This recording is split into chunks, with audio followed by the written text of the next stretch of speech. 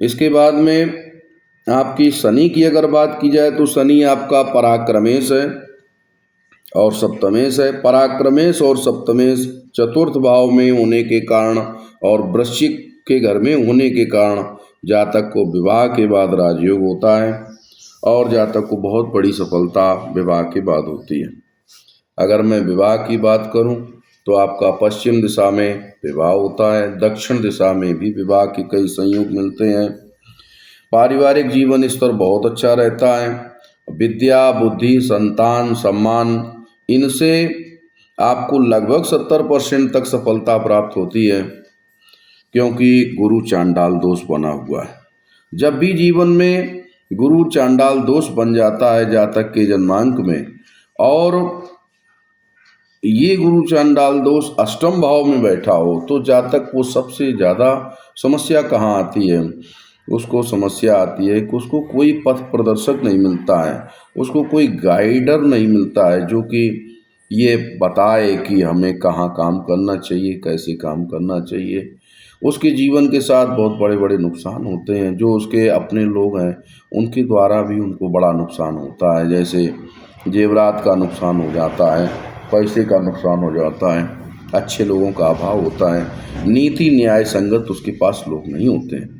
लेकिन आपका एकादश स्थान में जो बुध बैठा हुआ है, बुध दसम भाव में है, तो बुध बुद्धि का कारक होता है और आपके व्यापार का भी कारक बना है।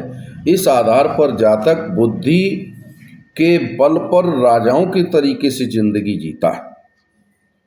मंगल बनाता है, भूमि प्रॉपर्टी का मालिक बनाता है, भूमि के व्यापार में भी अग्रसित करता है।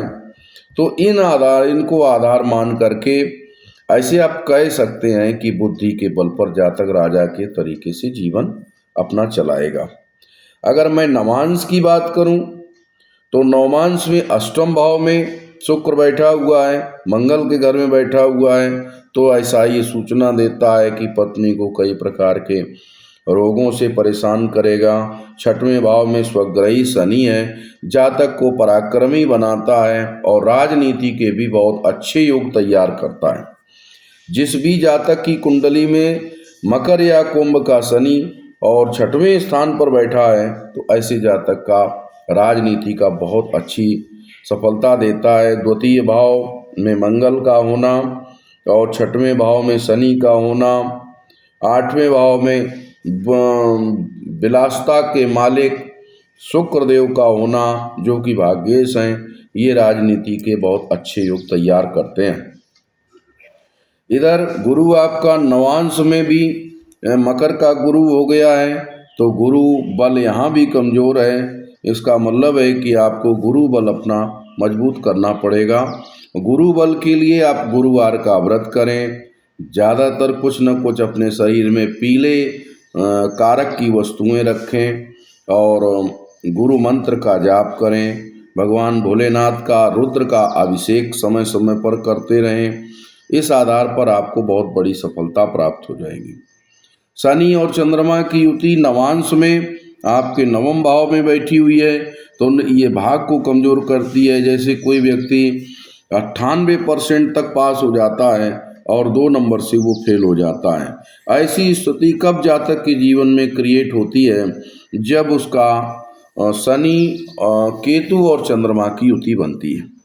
तो केतु और चंद्रमा की युति का प्रभाव भी ठीक करने के लिए आपको गुरु बल देना पड़ेगा और भगवान भोलेनाथ की पूजा से ये सारा जीवन आपका बहुत अच्छा चलेगा।